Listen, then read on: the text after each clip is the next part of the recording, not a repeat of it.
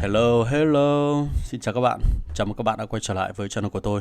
Và trong video clip ngày hôm nay thì tôi sẽ chia sẻ một vài cách chơi dành cho những người chơi free to play trong cái hành trình tìm kiếm các trang bị sĩ quan làm sao cho hợp lý. Đây có thể coi là một cái lộ trình để cho các bạn phát triển tài khoản một cách an toàn nhất và tránh trường hợp là chúng ta bị thua kém so với những người chơi khác. Ok. Rồi, các bạn đừng quên để lại cho mình một lượt like, share và subscribe channel của mình. Đồng thời hãy để lại cái suy nghĩ của các bạn về cái tính năng trang bị dành cho sĩ quan ở phần bình luận nhé. Còn bây giờ, let's go.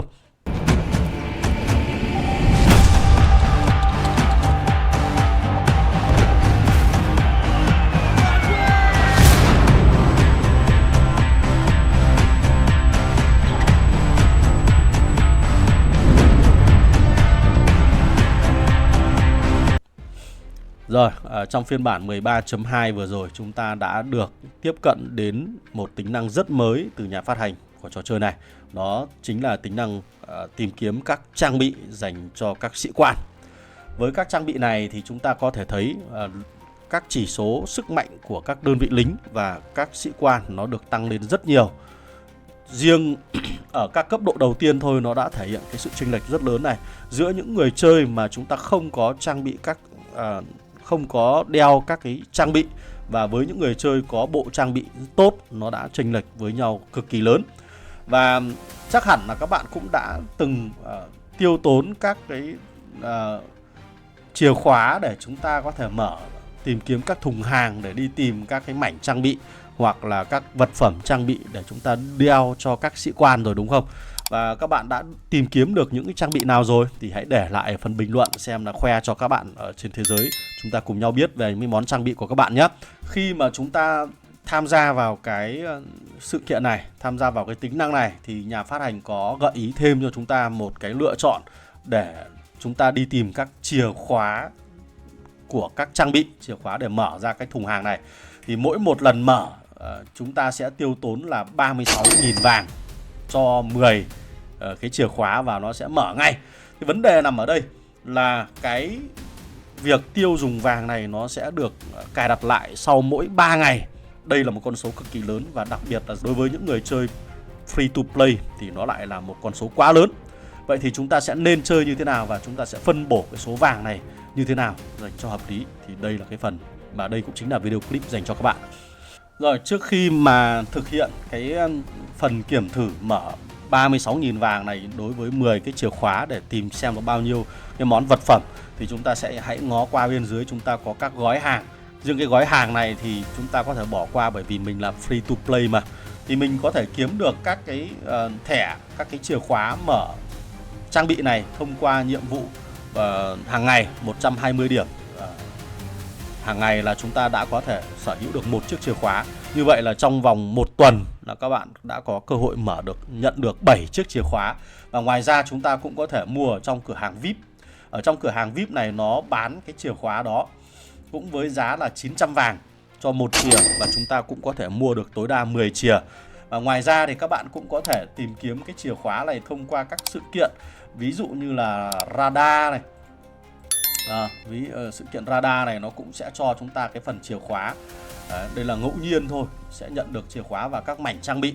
Thì nếu như các bạn may mắn thì chúng ta sẽ nhận được nhiều chìa, và nếu như các bạn không may mắn thì chúng ta cũng sẽ không nhận được chìa nào cả.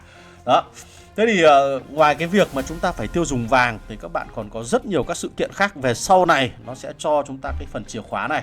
Và nếu như các bạn có để ý ở đây, ở góc bên tay trái, mình đã nhắc ở trong video clip gần nhất khi giới thiệu về tính năng này là nó có một cái mục là Gear Depot ở đây.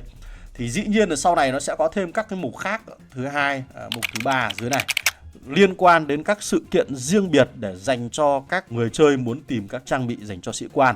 Cho nên là nếu trong giai đoạn đầu này các bạn nóng vội, các bạn hấp tấp vội vàng và chúng ta tiêu tốn vàng để đầu tư vào cái hoạt động trên này, mua và sử dụng này, đó, nó sẽ rất là tốn kém và đôi khi nó sẽ không đạt lại hiệu quả. Đây mình sẽ minh họa cho các bạn xem việc mở 36.000 vàng nó sẽ nhận được những cái gì. Nice. Đó, đây là trường hợp mình rất may mắn là nhận được một phần vật phẩm là chiếc mũ bảo hiểm của lực lượng không quân. Ngoài ra thì chúng ta sẽ nhận được tổng cộng là 11 mảnh trang bị vàng, cộng thêm với 17 mảnh trang bị màu tím. Ngoài ra cũng sẽ có các vật phẩm có giá trị khác. Các bạn có thể cáp lại cái màn hình này. Đây là 36.000 vàng các bạn nhé.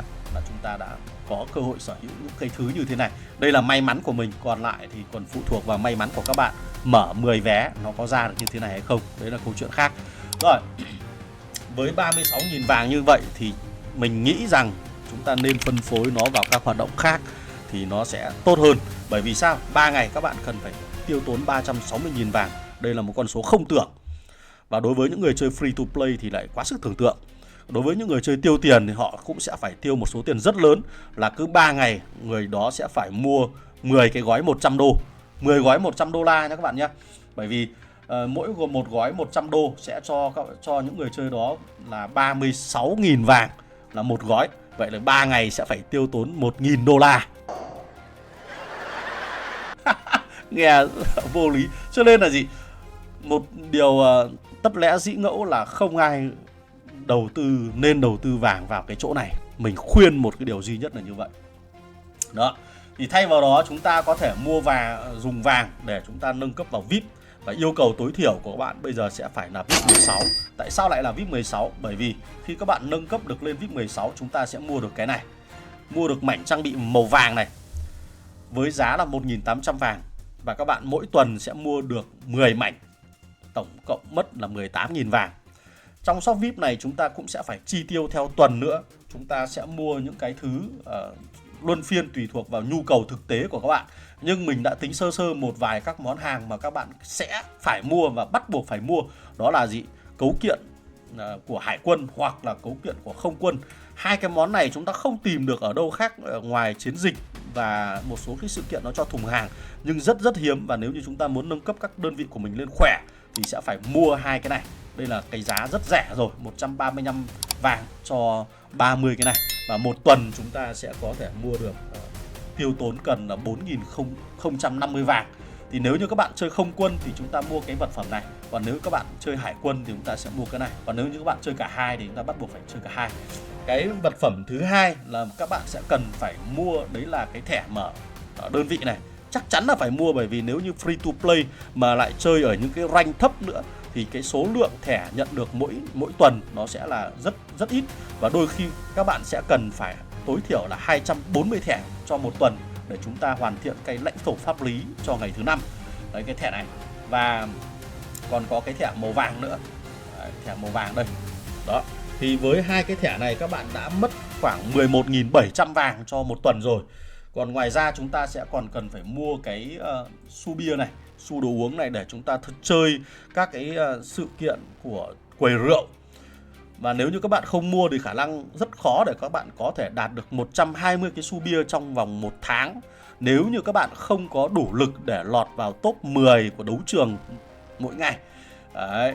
Thì không lọt được vào top 10 đấu trường là khả năng là sẽ không đủ được nếu như chúng ta không mua ở trong cái cửa hàng VIP hoặc là cửa hàng liên minh hoặc cửa hàng cấp độ 4. Tất cả là bạn mua ở đâu thì nó cũng quy đồng giá trị như nhau thôi. Ok. Rồi còn cuối cùng là các bạn sẽ cần phải đầu tư vào cái thẻ này là 9.000 vàng. Và với những cái món đồ rất cơ bản như vậy thôi, mình đã tính sơ sơ các bạn sẽ cần tiêu tốn 61.000 đến 70.000 vàng trong một tuần. 70.000 vàng trong một tuần để mua những cái thứ như thế này. Các bạn hoàn toàn có khả năng sở hữu 70.000 vàng trong một tuần để mua những món rất cơ bản. Còn ngoài ra các bạn nào có nhiều vàng hơn thì chúng ta sẽ có thể mua sắm được nhiều hơn. Và có thể để lại một phần vàng đó để nâng cấp vào cấp độ VIP, đẩy có VIP lên 17 hoặc 18 hoặc 19 hoặc 20 tùy thuộc vào nhu cầu. Ở đây mình còn chưa đề cập đến cái vé di trú nếu như các bạn muốn chuyển đổi server. Ok, đấy là những cái thứ mà rất cơ bản. Mình cũng chưa đề cập đến bất kỳ món cờ lê nào. Đầu đạn thì bây giờ có lô cốt ở dưới biển rồi thì chúng ta sẽ không mua đầu đạn ở trong này nữa. Đấy, chỉ có mua cờ lê nữa là hết. Còn nếu như ai muốn gia cố tăng cường thêm sức mạnh quân đội thì có thể mua thêm các cái hiệu ứng có lợi. Ví dụ như cái này, cộng thêm cho chúng ta là 40% mở rộng binh đoàn ra thì lính nó sẽ bắn tốt hơn. Còn trong giai đoạn đầu của trò chơi thậm chí nhiều người sẽ phải tiêu tốn vàng để mua cái cục này nhằm chế đồ, chế các linh kiện dành cho các đơn vị nữa cơ. Đó, tốn lắm. Thế nên là Trong giai đoạn đầu thì có lẽ là chúng ta chỉ nên mua như vậy thôi chứ cũng không thể mua được nhiều. Đấy, thành ra là một tuần các bạn đã mất khoảng 70.000 vàng. Rồi quay trở lại vấn đề ở đây là gì? Với cái việc mà chúng ta mua những vật phẩm như thế thì chúng ta sẽ đỡ bị thọt hơn so với những người chơi tiêu phí. Cái này là cái chắc chắn. Với những người chơi tiêu tiền, họ mua các gói hàng, họ mua chìa khóa hàng ngày, họ mở các cái chìa khóa hàng ngày mỗi 3 ngày là lại dùng 360.000 vàng để mở, thì rõ ràng là chúng ta sẽ không thể chạy đua được với những người ta. Còn đối với những người chơi mà không mua các cái chìa khóa đó, không mua ở trong shop VIP và không đủ VIP 16 để mua mảnh vàng, thì các bạn sẽ hoàn toàn bị lạc hậu về sau, và càng ngày càng về sau các bạn sẽ không thể nào đấu chọi lại được với những người chơi khác, với những đơn vị lính của những người chơi khác, thậm chí là ngang bằng với nhau thôi. Hai đơn vị cùng là một lắp sĩ quan như nhau, cùng nghiên cứu như nhau và cùng free to play như nhau, nhưng những người chơi nào có sở hữu các cái trang bị tốt hơn, nó sẽ có sức mạnh tốt hơn. Cái này là điều chắc chắn. Ok, mà cái này là các bạn có thể tích lũy được theo thời gian. Rồi còn một cái lưu ý cuối cùng là đối với những cái mảnh chìa khóa mà các bạn kiếm được thì tốt nhất các bạn nên tích lũy lại cho một cái số lượng cụ thể nào đó. Ví dụ 100 chìa khóa hoặc là 200 chìa khóa. Tại sao lại tích lũy lại? Thì quay trở lại cái đoạn đầu video clip là nó sẽ có các cái thùng hàng riêng biệt đi kèm với các sự kiện riêng biệt, và đôi khi có những sự kiện nó sẽ yêu cầu các bạn tiêu tốn các cái chìa khóa này, thì chúng ta hãy dùng cái chìa khóa đó vào cái sự kiện đó để một mũi tên chúng ta trúng được 2 đích. Nó sẽ tốt hơn là cứ kiếm được bao nhiêu chìa khóa chúng ta lại mở bấy nhiêu. Thì có thể chúng ta mạnh ngay lúc này, nhưng mà cái về mặt tối ưu nó sẽ không được tối ưu lắm cho cái hành trình tham gia vào trong trò chơi game này, bởi vì chúng ta sẽ cần phải tính toán về mặt thời gian rất là nhiều. Ok. Rồi khi mà các bạn có các cái mảnh vàng như vậy thì chúng ta nên cân nhắc nâng cấp vào các phụ kiện hợp lý, và mình chỉ nên nâng cấp vào đúng cái phụ kiện mà mình đang tập trung vào để tìm kiếm nó. Ví dụ như mình đã nâng cấp được tối đa được cái khẩu súng này lên level 40. Sau đó chúng ta có thể chuyển sang các cái trang bị khác, hoặc các bạn có thể nâng cấp nó lên theo cái cấp độ. Ví dụ lên đến level 10, chúng ta lại chuyển sang một cái món trang bị khác để đưa nó lên level 10. Sau đó chúng ta đã có hai cái trang bị tốt để trang bị cho hai cái sĩ quan của chúng ta. Hoàn toàn là ok. Chứ chúng ta không nên nâng cấp quá là dàn trải, bởi vì mình sẽ không có đủ lực để đầu tư vào tất cả các món trang bị màu cam như thế này. Cái mảnh cam mà các bạn kiếm được ấy, đấy, thì mình nên tập trung nâng cấp vào một cái thôi. Đây này, chuyển đổi thì chúng ta sẽ có cái phần chuyển đổi cái mảnh cam này sang các cái mảnh cam riêng của mỗi trang bị. Từ đó mình sẽ nâng cấp cái trang bị đấy lên. Và mỗi một cái trang bị này khi nâng cấp từ level 1 cho đến level 40, chúng ta sẽ cần ít nhất là 720 cái mảnh. Như vậy là chỉ tính riêng việc mua các mảnh vàng ở trong shop VIP thôi thì chúng ta đã cần phải 72 tuần, tức là 2 năm để có thể tìm kiếm được một cái món trang bị nâng đến level 40, nếu như chúng ta chỉ mua các mảnh vàng ở trong cái cửa hàng VIP, shop VIP. Còn không biết về sau này thì trò chơi nó sẽ cho chúng ta thêm cái điều kiện mua ở những cái nơi khác hay không. Còn sau này nó sẽ giảm xuống, phụ thuộc vào tần suất ra các sự kiện miễn phí cho những người chơi free to play như chúng ta. Và dĩ nhiên là chúng ta cũng còn có cơ hội mở các cái chìa khóa ở trong cái căn nhà kia để tìm kiếm các cái mảnh trang bị nữa mà. Đừng có bi quan quá, đúng không? Rồi, trên đây là một vài cái lưu ý để cho các bạn có thể tham gia vào cái sự kiện tìm kiếm các cái mảnh trang bị dành cho các vị sĩ quan của chúng ta, để tăng cường sức mạnh dành cho cái tài khoản của các bạn một cách tốt hơn. Chốt lại là chúng ta không nên tiêu tốn 36.000 vàng để sử dụng 10 cái lượt mở tìm kiếm trang bị, bởi vì như thế nó sẽ rất là tốn kém. Thay vào đó thì các bạn sẽ dùng vàng đó để mua các mảnh vật phẩm ở trong cửa hàng VIP. Số vàng còn lại các bạn sẽ đầu tư nâng cấp vào VIP, và tối thiểu phải là VIP 16. Đây là mức sàn tối thiểu nhất ở trong trò chơi game này để chúng ta có thể mua được các mảnh trang bị màu vàng. Và tuần nào chúng ta cũng phải mua mảnh trang bị màu vàng. Ngày nào chúng ta cũng sẽ phải tham gia vào cái cửa hàng này, cái kho này để chúng ta mở, bởi vì nó sẽ cho chúng ta một lượt miễn phí. Và cái điểm lưu ý thứ ba là các cái chìa khóa mà các bạn kiếm được thì nên tích lũy lại, đợi các sự kiện combo để đi kèm, chúng ta sẽ tối đa hóa được các lợi ích có thể. Còn bây giờ đừng có FOMO theo những người chơi có tiền, đừng có FOMO theo những người chơi mà họ đã tích lũy vàng từ trước đó. Bạn không thể chạy theo được đâu, bởi vì chúng ta phải tính toán một lộ trình dài hơi. Rồi, chúc các bạn có một hành trình may mắn và trải nghiệm dễ dàng hơn ở trong trò chơi game Warpath. Nói chung là mây tầng nào chúng ta chơi tầng đó. Chúng ta chưa đủ lực lên rank vàng thì chúng ta cứ chơi ở rank bạc. Đến khi nào đủ lực lên epic thì chúng ta hãy lên. Rồi, chúc các bạn may mắn. Goodbye.